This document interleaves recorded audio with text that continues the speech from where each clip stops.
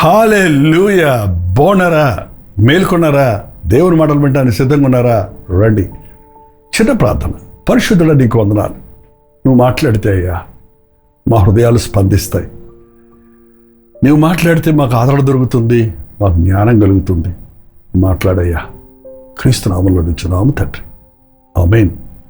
అవునండి, జైపాల్ మాట్లాడతాం కాదండి, దేవుడు మాట్లాడాలి. నేను ఒక బోరతో ఒక మైక్ పట్టుకున్నప్పుడు మైక్ మాట్లాడదు, మైక్ వెనకాల ఉన్న మనిషి మాట్లాడతాడు. ప్రభు పక్షంలో నేను నిలబడ్డప్పుడు దేవుడు తన మాటలు తన సేవకుడి ద్వారా అందించడానికి ఆశ కలిగి ఉన్నాడు. వినటానికి మీ మనసు సిద్ధపరుచుకుంటేనే వినగలుగుతారు, విన్న సత్యాన్ని గ్రహించగలుగుతారు, ఆ సత్యాన్ని జీర్ణించుకోగలుగుతారు, ఆ వాక్యానుసారంగా జీవించగలుగుతారు. ఇవాళ ఆచార భక్తి, అలవాటు భక్తి చాలా ఉందండి. వినటం మటుకు విందురు కానీ వారి హృదయం నాకు దూరంగా ఉందన్నది ఎంతో వాస్తవంగా ఉంది. వింటారు కానీ విన్నదాన్ని గ్రహించుకోరు, విన్నదాన్ని విశ్వసించరు. కాబట్టి మనం ఎంత వాక్యం వింటున్నా కొందరికి ఏమీ జరగటం లేదు. ఈవెన్ ఈ సోషల్ మీడియా ద్వారా గత 6 సంవత్సరాలుగా రోజు వాక్యం ఇస్తున్నప్పుడు ఎంతోమంది వింటున్నారు, వేల మంది వింటున్నారు, కానీ అందరిలోనూ మార్పు కలగటంలా. కొందరు మాత్రం విశ్వాస వీరులవుతున్నారు, ఆత్మల భారం కలిగి ఉంటున్నారు, ప్రార్థన నేర్చుకుంటున్నారు, భక్తిలో ఎదుగుతున్నారు. మీరు ఎలా ఉన్నారన్నది తెలియదు, కానీ మీరు దేవుడు ఆశించింది ఏంటంటే లోకంలో మనుషుడికండి చూసినవన్నీ కొనాలి, ఆశించినవన్నీ తినాలి. నేత్రాశ, శరీరాశ, జీవోపటంపం. కంట్రోల్ లేదు. ఎందుకు అప్పుల పాలైపోతున్నారు?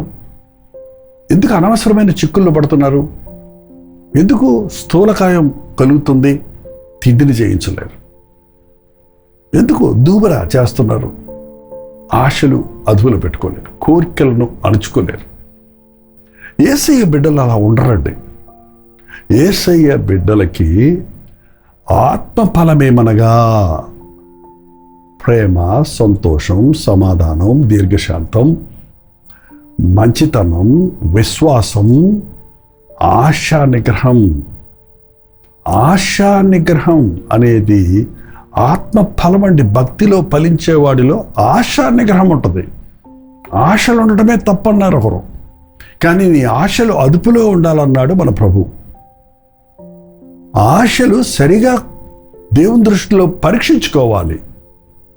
నీ ఆశలన్నీ నెరవేర్చుకోవడానికి కాదు, అందులో దేవుని చిత్తం ఏది, అది దేవుని ఎదుట యోగ్యమైనది ఏది, అది నీ స్తోమతకు తగినందా, అది నీకు అవసరమైందా అని అనలైజ్ గ్రహించుకోవాలి.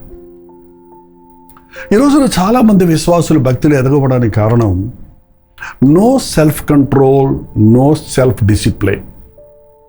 ఏంటంటే సెల్ఫ్ కంట్రోల్ లేదు, సెల్ఫ్ డిసిప్లిన్ లేదు. దీన్నే మన తెలుగులో చక్కటి మాటలు ఉన్నాయి కదా, స్వయం నియంత్రణ లేదు, స్వయం క్రమశిక్షణ లేదు. నిన్ను నీవు అదుపులో పెట్టుకోలేకపోతున్నావు, నీవు సరి చేసుకోలేకపోతున్నావు. స్వయం నియంత్రణ లేకపోతే, స్వయం క్రమశిక్షణ కలిగి ఉండకపోతే నీ భక్తిలో కూడా చిందరవదరగా ఉంటుంది, నీ బతుకంతా కూడా గందరగోళంగానే ఉంటుంది కదా. ఇవి ప్రభు దగ్గర మనం నేర్చుకోవాలి. సహజమైన మనుషుడికి ఇవి లేవు. అపవాది శోధించిన శోధనకు లొంగిపోయిన ఆదాము హవ్వలు ఆ చూడటానికి ఆకర్షణగా ఉంది, తినటానికి రుచిగా ఉంది, లేక తినబుద్ధి వేస్తుంది, అది చాలా తెలివినిస్తుందని ఆ మోసపోయిన హవ్వ ఆ పండు తింత చూడండి. అప్పటి నుంచి ఇప్పటిదాకా మనుషుడు ఆశలు అదుపులో పెట్టుకోలేక, దేవుని మాట ప్రకారం బతకలేక కష్టాలు, నష్టాలు, అప్పులు, జబ్బులు, సమస్యలు పాలైపోతున్నారు. పరిశుద్ధులైన పౌలు అన్నాడు ఫిలిప్పీయులకు రాసిన పత్రిక 4వ అధ్యాయము 12వ దీన స్థితిలో ఉండనెరుగుదును, సంపన్న స్థితిలో ఉండనెరుగుదును. ప్రతి విషయములోనూ, అన్ని విషయములలోనూ కడుపు నిండి ఉండుటకును, ఆకలి ఉండుటకును, సమృద్ధి కలిగి ఉండుటకును, లేమి కలిగి ఉండుటకును నేర్చుకున్నాను. I disciplined my self. నన్ను నేను క్రమపరుచుకున్నాను. ఉంటే తిన్నా, లేకపోతే పస్తున్నా. తిన్నప్పుడు ఎగిరిగంతే లేదు, పస్తున్నప్పుడు కృంగిపోలేదు. దీన స్థితిలో ఉన్నా, సంపన్న స్థితిలో ఉన్నా. ఎవరైనా నన్ను కారులో తీసుకెళ్తే కారులో వెళ్ళా, సైకిల్ మీద తీసుకెళ్తే సైకిల్లో వెళ్తాను, సిద్ధమే. నేను కారు ఉంటే కానీ రాను. చాలా చెబుతారండి, నేను మాంసం ఉంటే కానీ తినను, నాకు ఈ కూర ఇష్టం లేదు, నాకు ఈ ఇల్లు నచ్చలేదు, ఈ రూమ్ నచ్చలేదు. ఇవాళ చూడండి, చిన్న పిల్లలతో సహా దే చూస్, నాకు ఈ డ్రెస్ వద్దు, మేము అడిగిందే కావాలి అని ఎంతమంది ఈ రోజున ఆ గారాలు చేసి మన పిల్లలు కూడా అలాగే చెడగొట్టేస్తున్నాం. ఇవాళ భక్తులు ఎలా తయారనుకుంటున్నారు? మాకు ఇష్టం వచ్చిన బోధ చేయాలి పాస్టర్, మా చెవుల దురద తీర్చే బోధలు కావాలి, మాకు కథలు చెప్పాలి, మాకు దీవెనలు చెప్పాలి, మాకు కల్పనా కథలు కావాలి, మాకు దర్శనాల గురించి చెప్పాలి, మా గురించి మేలే చెప్పాలి, ఖండించకూడదు, బుద్ధి చెప్పకూడదు, దిద్దకూడదు అని అనుకూలమైన బోధకుల్ని, అనుకూలమైన చర్చలు చూస్ చేసుకొని వెళ్తున్నారంట. మీరు అట్లన్నారేంటి? అట్లున్నారేంటి? ఏంటండి, మేము చెప్పినప్పుడు మీరు చర్చ ప్రారంభించాలి, మేము చెప్పినప్పుడు మీరు చర్చ ముగించేయాలి. మేము ఇంత లాంగ్ సర్వీసులో కూర్చోలేము, మాకు గంట సర్వీసే కావాలి. మా చర్చలో కూడా చాలామంది చెప్తారు, చాలామంది మానేస్తున్నారు. మానేయండి బాబు, మానేయి. దేవుని పరిశుద్ధాత్మ నేర్పించినంత వరకు నేను టైమే ఫాలో చేయను అసలే.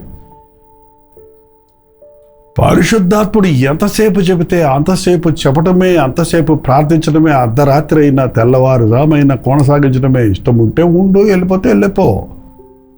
అంతేగాని నువ్వు ఆశించినట్టు ఒక దైవజనుడు ఉండాలంటే దైవజనుడు అవుతాడా, నీ జనుడు అవుతాడు, నీ సేవకుడు అవుతాడా? దేవుని సేవకుడు దేవుడు చెప్పింది వినాలి, దేవుని ప్రజలు దేవుని చెప్పింది చేయాలి. దేవుడు ఒకటి చెబితే నువ్వు ఇంకోటి చేస్తుంటే దేవుడు ఎలా మెచ్చుతాడు? నా ఇష్టం అనేదే కదండి పాపానికి మూలం. నా ఇష్టం కాదు, నీ చిత్తమే అనటం చాలా కష్టం. యేసు ప్రభు సెలవులో అంత వేదన, శ్రమ, నింద, అవమానం పొందడం సులభం కాదు. కానీ నా చిత్తము కాదు, నీ ఇష్టమే జరగాలి. నా ఇష్టము కాదు, నీ చిత్తమే జరుగునుగాక.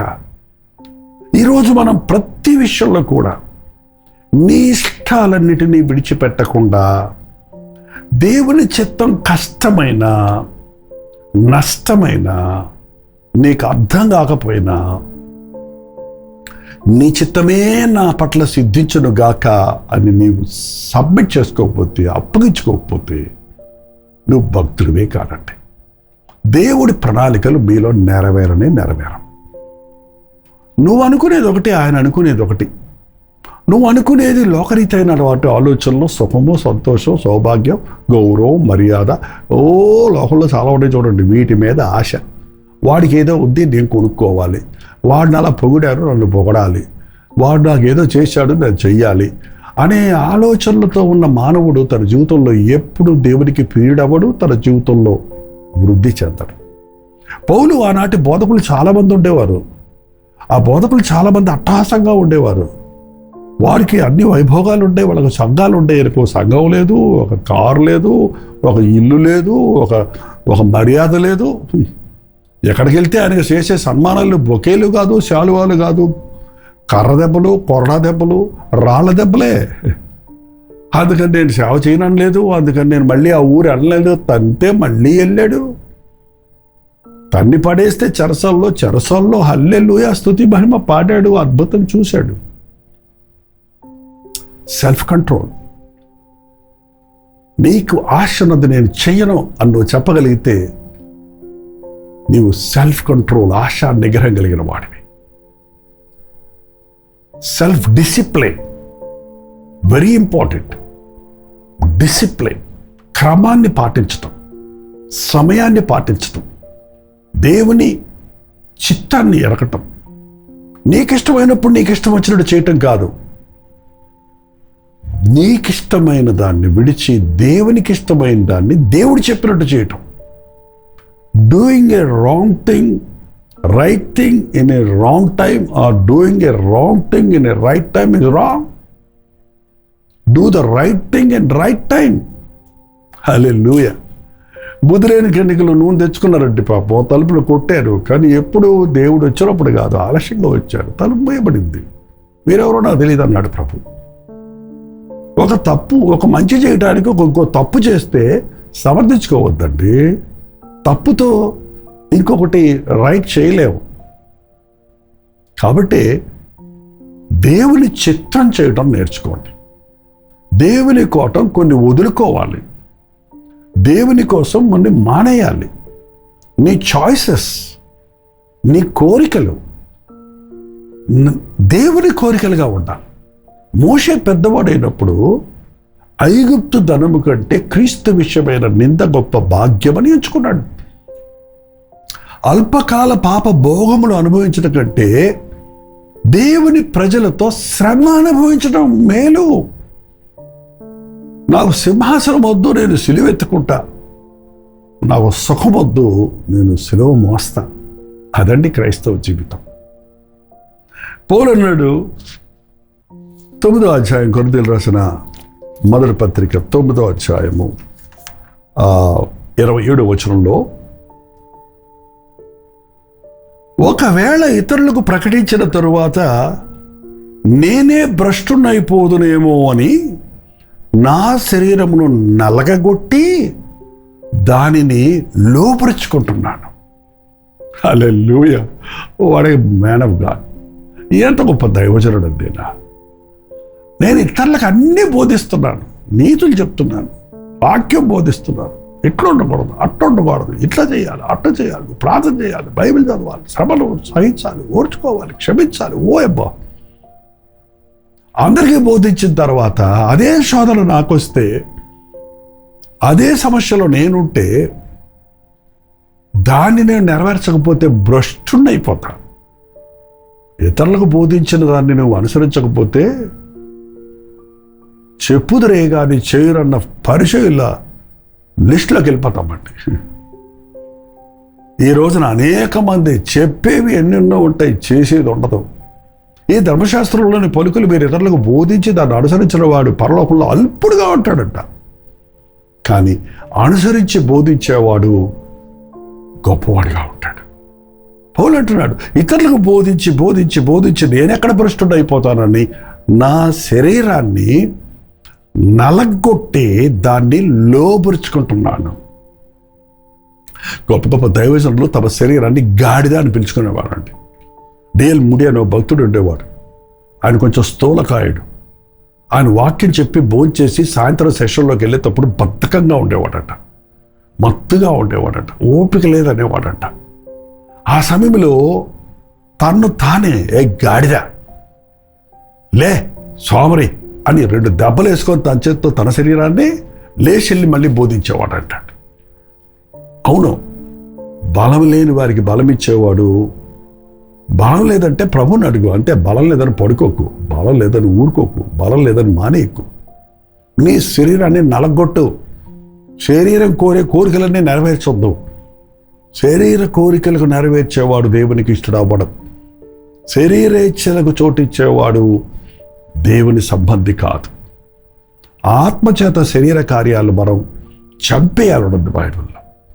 అంతేగాని శరీరానుసారంగా మనం ప్రవర్తించకూడదు. ఈరోజు నుంచి ప్రభువా నాకు సెల్ఫ్ కంట్రోల్ దయచేయి, సెల్ఫ్ డిసిప్లైన్ దయచేయి, స్వీయ నియంత్రణ దయచేయి, స్వీయం క్రమశిక్షణ నాకు దయచేయని ప్రభుని అడుగుదాం. ప్రార్థన. ప్రభువా నీకు వందనాలయ్యా, భక్తి మార్గంలో నడవడానికి సిలువెత్తుకుని నన్ను వెంబడించమన్నాం. సిలువ మా భుజముల మీద ఉన్నప్పుడు మేము లోకం వైపు చూడలేము, మా ఇష్టానుసారంగా సాగలేము. నేను క్రీస్తుతో పాటు సిలువ వేయబడి ఉన్నాను అన్న పౌలు వలె సిలువలో మేము ఉన్నాము కనుక దిగలేము, మాకిష్టం వచ్చింది చేయలేమన్నది గుర్తించి నేను కాదు క్రీస్తే నాయందు జీవిస్తున్నాడనంటగా ఈ లోకంలో నీ అడుగుజాడల్లో నడుచు భాగ్యమును మాకందరికీ నీ దయచేయమని క్రీస్తు నామములో అడుగుచున్నాను తండ్రి. ఆమేన్. మన తండ్రి అయిన దేవుని యొక్క ప్రేమయు, కుమారుడైన క్రీస్తు యొక్క కృపయు, ఆదరణకర్త అయిన పరిశుద్ధాత్మ యొక్క సహవాసములు కుడి వచ్చిన మనందరికీ ఇప్పుడున్న సదాకాలమును తోడై ఉండును గాక. ఆమేన్. దేవుని స్తోత్రం. మీ ప్రార్థనా స్తుతుల భారాలు 9540 నెంబర్కి, మీరు ఇతర దేశాల్లో ఉంటే 91010088 నెంబర్కి టెక్స్ట్ లేక వాయిస్ మెసేజ్ ద్వారా వాట్సాప్ పెట్టండి. మీ పక్షంలో ప్రార్థిస్తున్నాం. మీరు ప్రార్థించండి, తప్పక ప్రభు జయమిస్తాడు. ప్రభు చిత్తమైతే మధ్యాహ్నం 3 గంటలకు హెచ్చరిక, అలాగే రాత్రి 9 గంటలకు కల్వరి ప్రతిధ్వనిలో మళ్ళీ కలుసుకుందాం. అంతవరకు దేవుని మహాకృప మీకు తోడేను గాక.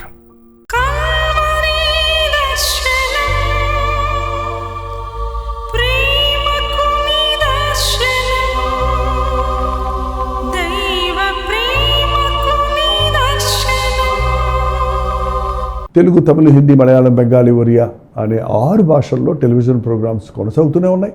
భారభరితమైన పరిచయంలో మీరు సహకరించాలని ఆశిస్తే, ప్రభు మిమ్మల్ని ప్రేరేపిస్తే మీ విరాళాలు, కానుకలు వారికి మీరు పంపించవచ్చు. అవి నేరుగా టీవీ ఛానల్స్కి వెళ్తే అందులో ఏది మేము మా సొంత ఖర్చుల కొరకు ముట్టుకోవటం లేదు, వేరే పరిచయ కొరకు ముట్టుకోవటం లేదు. టెలివిజన్ పరిచయలో ఇంకా సువార్త వినని వారికి అది అందించాలని ఆశతో ఒక 20 సంవత్సరాలుగా కొనసాగుతున్న పరిచయం కొరకు ప్రార్థించండి, ఈ సహకారాన్ని అందించండి.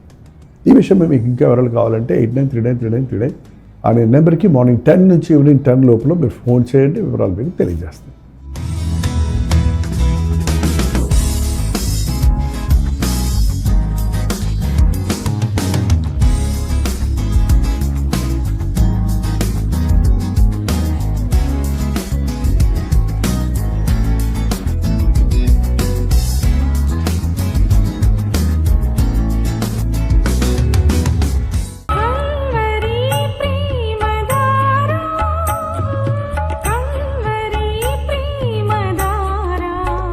కల్వరి ప్రేమధార అనే మా ద్విమాస పత్రికను ఈ మధ్య త్రైమాస పత్రిక అంటే 3 నెలలకి ఒక్కసారి మాత్రమే ప్రింట్ చేయగలుగుతున్నాం. మరి గత 40 సంవత్సరాల పైబడి కొనసాగుతున్న ఈ పత్రికను ఆపు చేయటం ఇష్టం లేక దీన్ని త్రైమాస పత్రికగా మార్చున్నాం. మీరు కల్వరి ప్రేమధార పత్రికను చదువుతున్నారా?